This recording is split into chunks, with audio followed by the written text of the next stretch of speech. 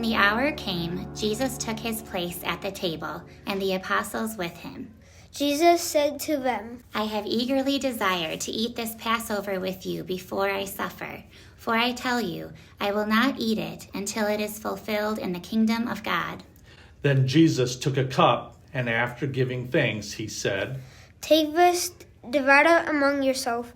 For I will tell you that from now on I will not drink of the fruit of the vine until the kingdom of God comes.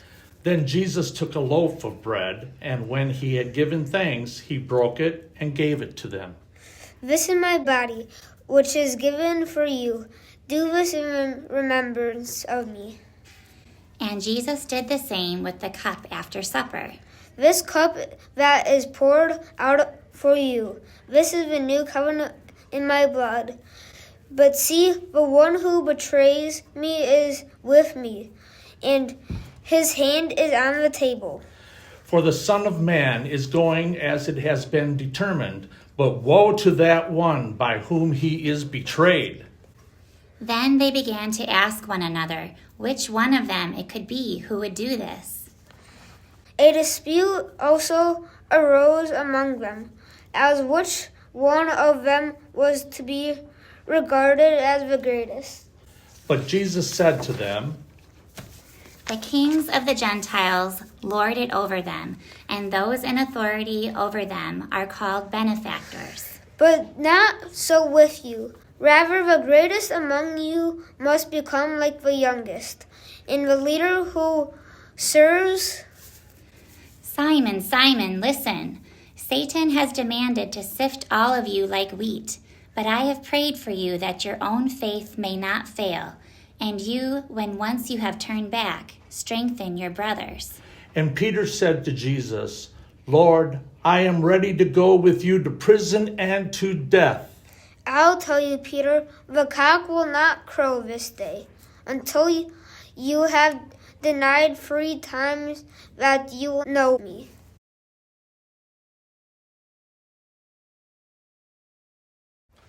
Jesus came out and went, as was his custom, to the Mount of Olives, and the disciples followed him. When Jesus reached the place, he said to them, Pray that you may not come in the time of trial.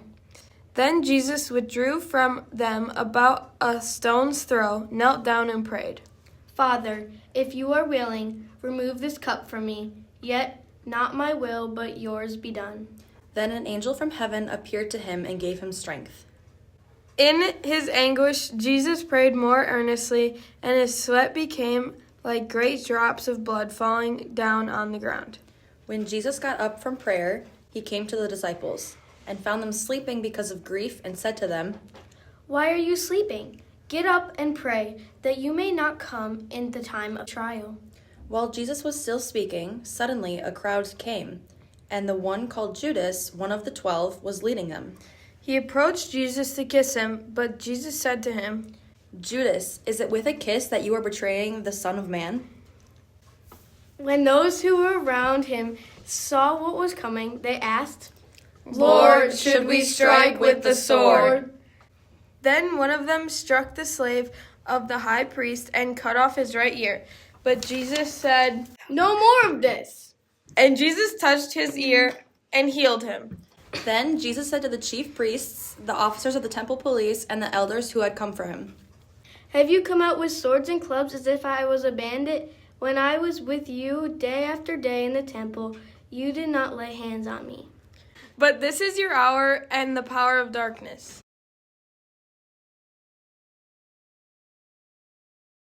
Then they seized Jesus and led him away, bringing him into the high priest's house. But Peter was following at a distance. They had kindled a fire in the middle of the courtyard and sat down together. Peter sat among them. Then a servant girl, seeing him in the firelight, stared at him and said, This man also was with him. But Peter denied it. Woman, I do not know him. A little later, someone else, on seeing Peter, said, You also are one of them. Man, I am not. Then, about an hour later, still another kept insisting. Surely this man also was with him, for he is a Galilean. Man, I do not know what you are talking about. At that moment, while he was still speaking, the cock crowed. The Lord turned and looked at Peter. Then Peter remembered the word of the Lord, how he had said to him, "Before the cock crows today, you will deny me 3 times." And Peter went out and wept bitterly.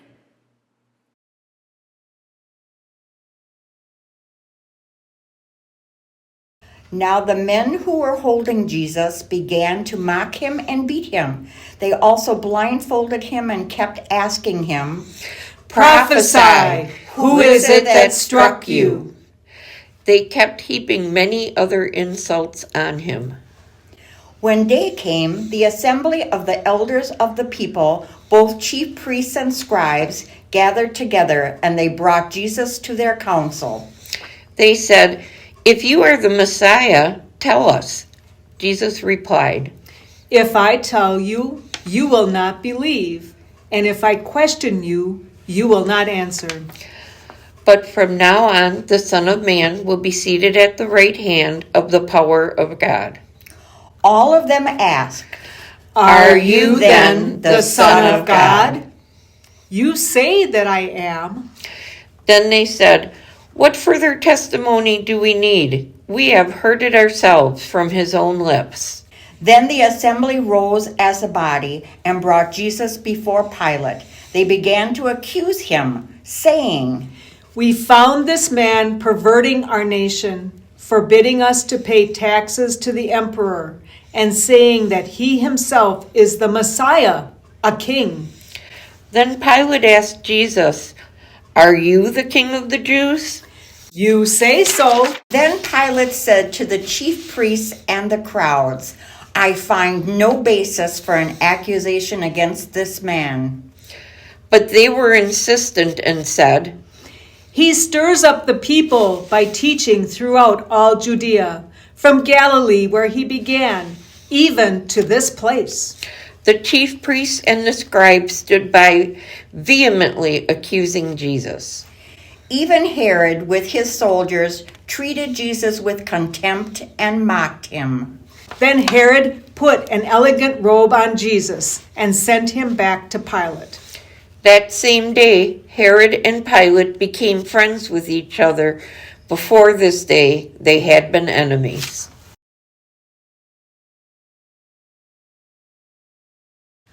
Pilate then called together the chief priests, the leaders, and the people and said to them, You have brought me this man as one who is perverting the people.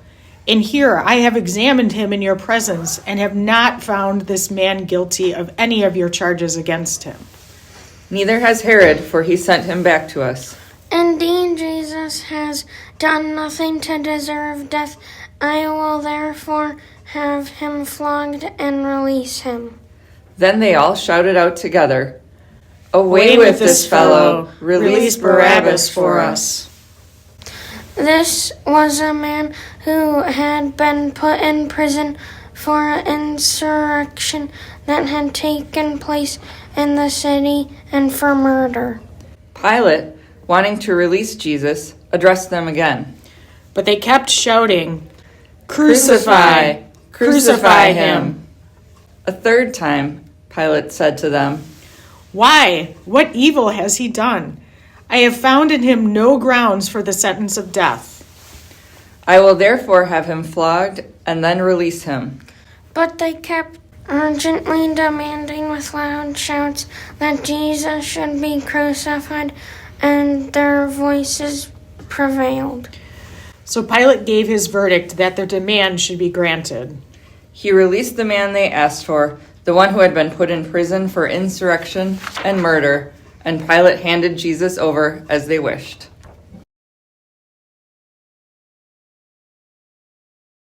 As they led Jesus away, they seized a man, Simon of Cyrene, who was coming from the country, and they laid the cross on Simon and made him carry it behind Jesus. A great number of people followed him, and among them were women who were beating their breasts and wailing for him. But Jesus turned to them and said, Daughters of Jerusalem, do not weep for me, but weep for yourselves and for your children. For the days are surely coming when they will say, Blessed are the barren, and the wombs that never bore, and the breasts that never nursed.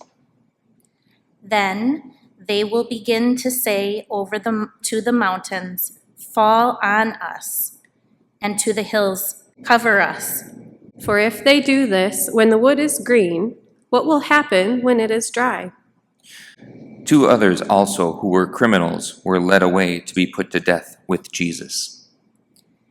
When they came to the place that is called the Skull, they crucified Jesus there with the criminals, one on his right and one on his left. Then Jesus said, Father, forgive them, for they do not know what they are doing. And they cast lots to divide his clothing. And the people stood by watching. But the leaders scoffed at Jesus, saying, He saved others. Let him save himself if he is the Messiah of God, his chosen one. The soldiers also mocked Jesus, coming up and offering him sour wine and saying, If you are the king of the Jews, save yourself. There was also an inscription over him, This is the King of the Jews. One of the criminals who were hanged there kept deriding him and saying, Are you not the Messiah? Save yourself and us.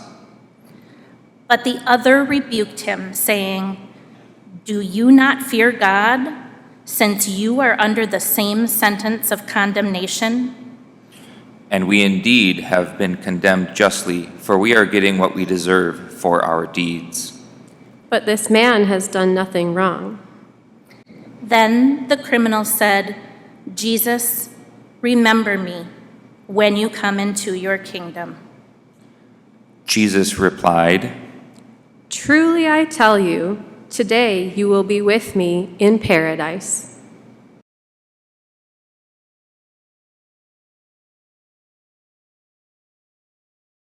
It was now about noon, and darkness came over the whole land until 3 p.m, while the sunlights failed.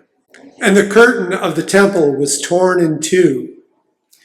Then Jesus, crying with a loud voice, said, Father, into your hands I commend my spirit. Having said this, he breathed his last.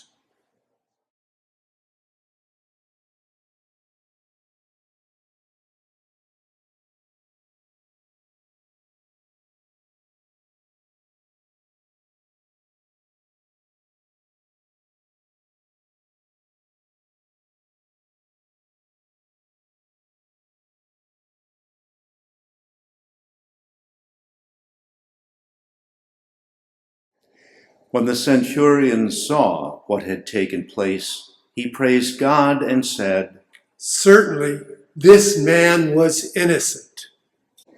And when all the crowds who had gathered there for this spectacle saw what had taken place, they returned home beating their breasts.